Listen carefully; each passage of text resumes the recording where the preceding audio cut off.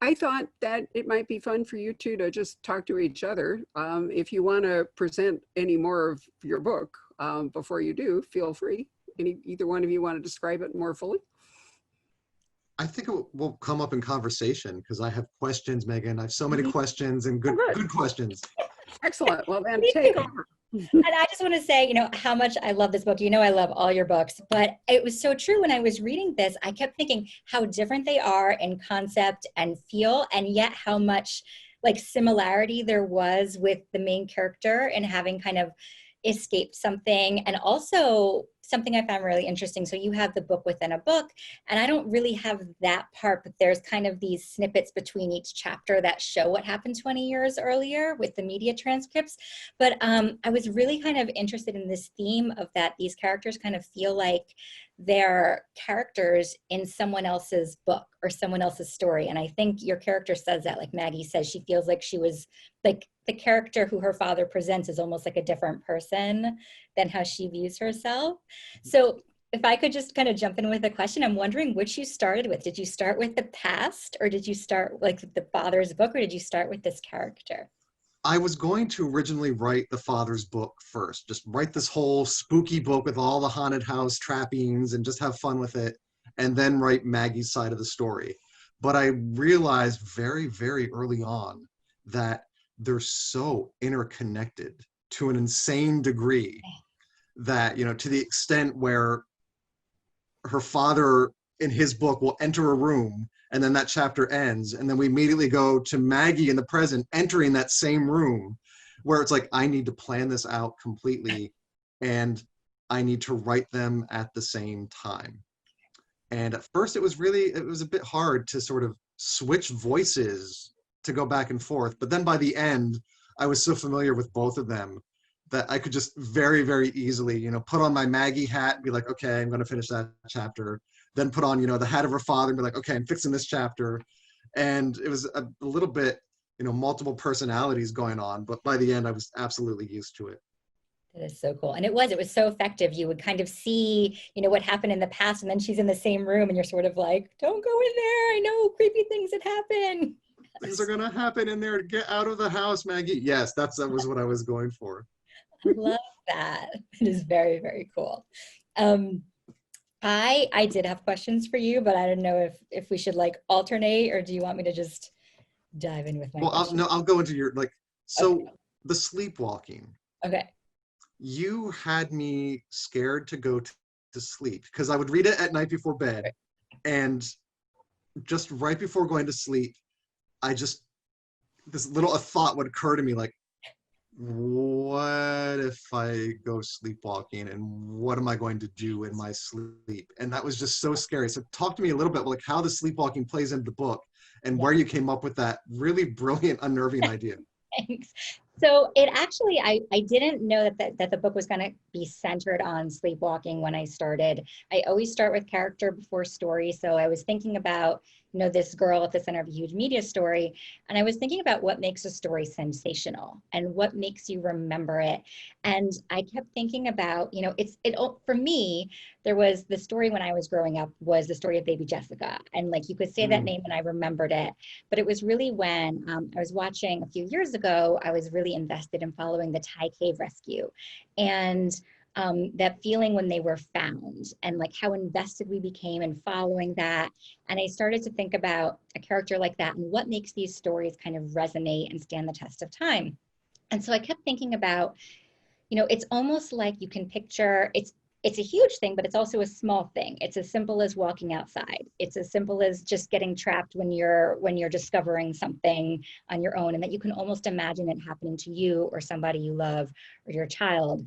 And so I started to think, okay, well, sleepwalking is something that happens a lot in children.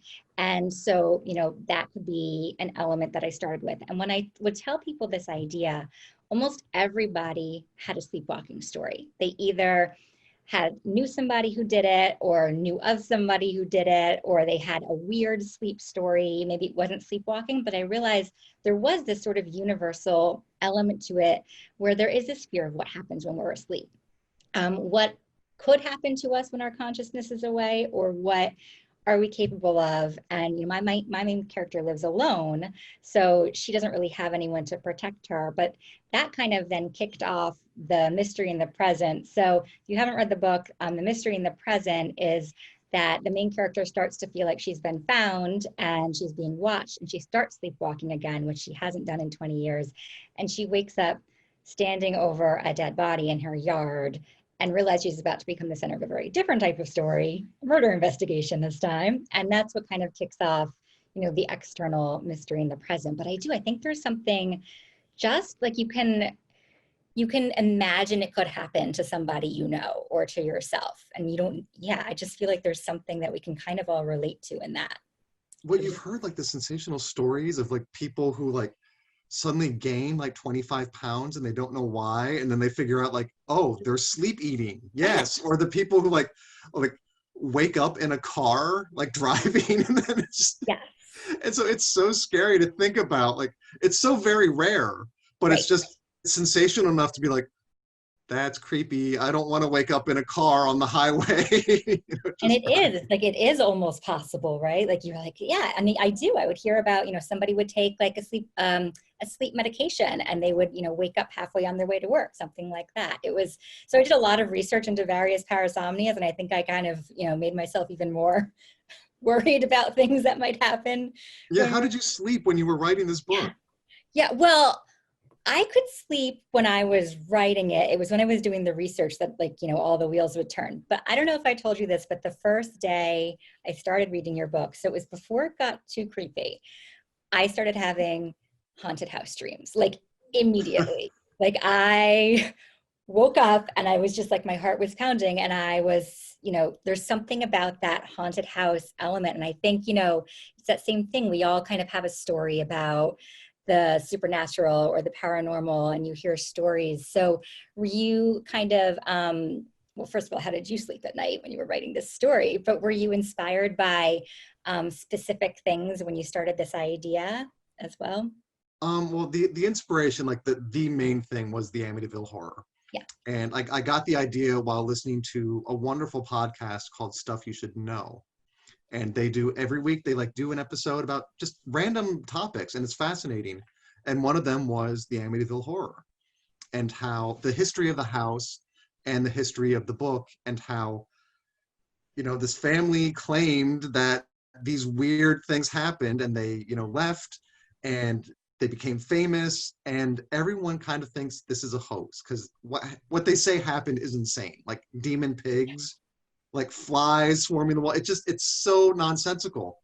But they swore, the parents, until the day they died, swore that it was true. And it made me think about, why would someone do this?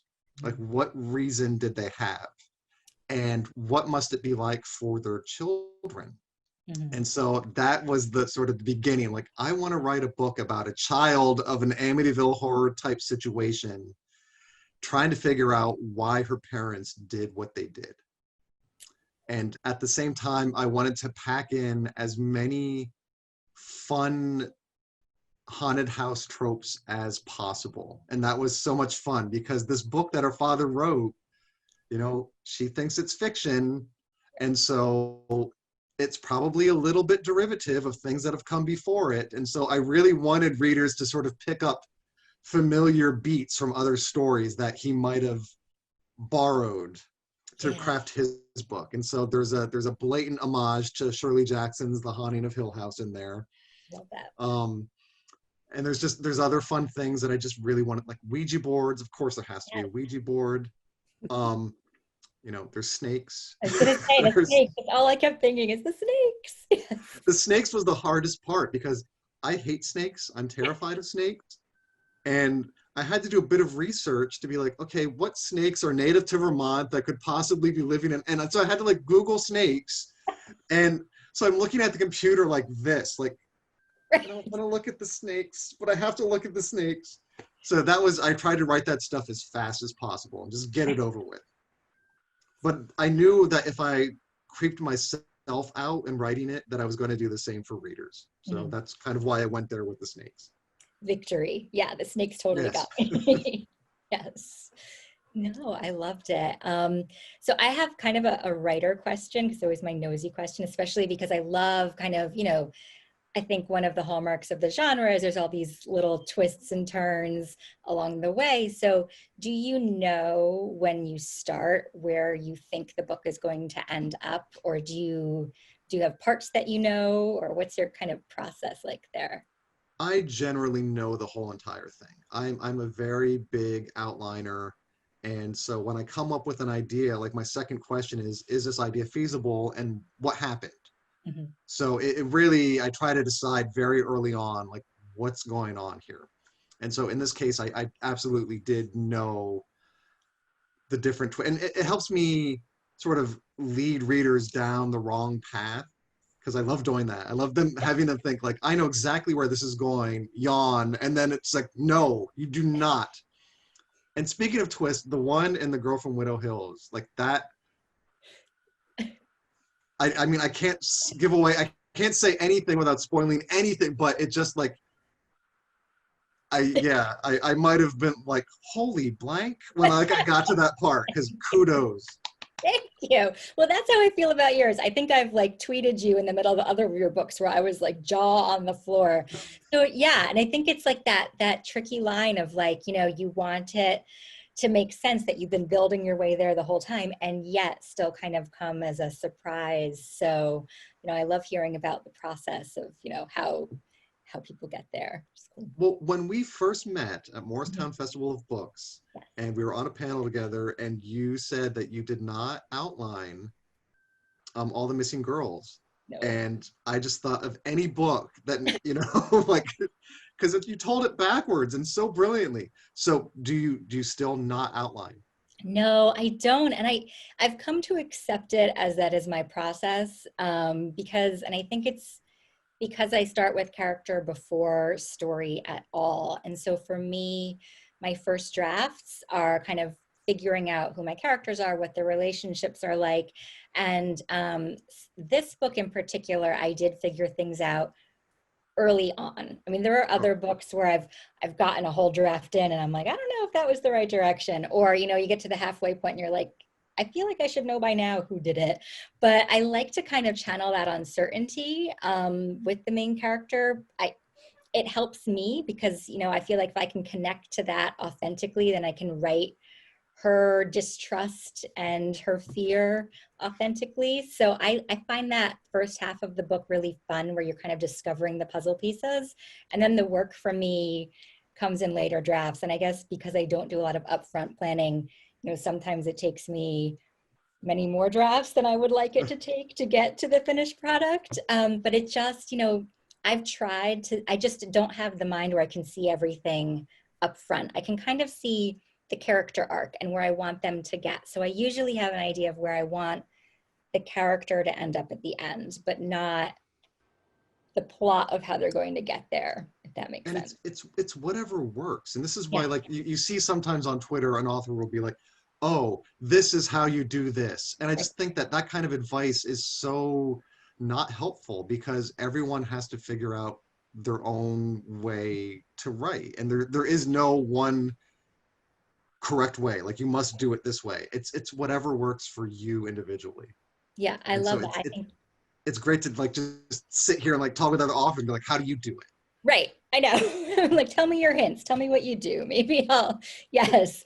So speaking of, process stuff, and we talked a little bit about like plot and character. I mean, I love how you build your settings. And I think Barb was saying this, they're so atmospheric. And especially this one, you have, and Bainbury Hall, it's Bainbury Hall, right? The Yes. house.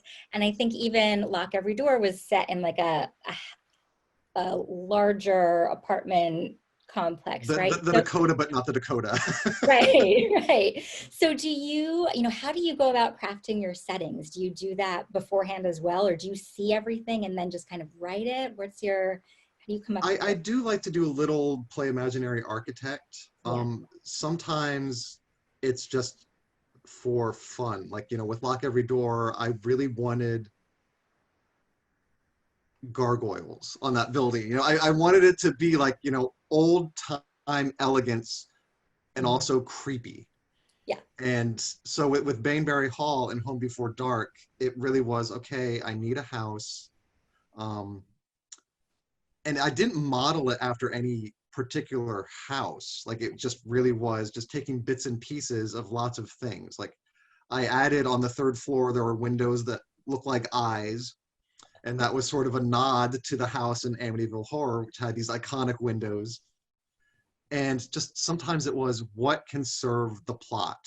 Mhm. You know, I knew I needed, for certain plot reasons, like the kitchen to be located here and this room to be located there. And so once I got that out of the way, it was more having fun with it. Like, what would be creepy in this house? Like, what's the, you know, the staircase? What's that going to be like? What colors are the walls? You know, just, and it's funny, like, you know, the one of the rooms where a lot of the scary things happen is called the Indigo Room. And even though it's called the Indigo Room, the walls are painted green. Mhm. And so when they gave me like the cover concept and this green cover, it was like perfect. Yes. And but the really fun fact is like the cover, like, because, you know, like, I don't know if this happens with you, but, you know, when you're on a book a year schedule, sometimes a lot of things get done at once. And so they were designing the cover just based on like a rough outline and what they knew of the book without having seen the finished product. It was a complete coincidence that like it's green with the. I think maybe they took inspiration from the wall there, Okay. but they put the chandelier on the cover. And I loved it so much, but there was not a chandelier in the book. Really? And so I added it. Yes, it's so effective. And it Oh, became such a big part of the book. Yeah. And this is this weird case of like the cover influencing the finished product, which I'm not sure if that is really done, but in this case, that's how it worked.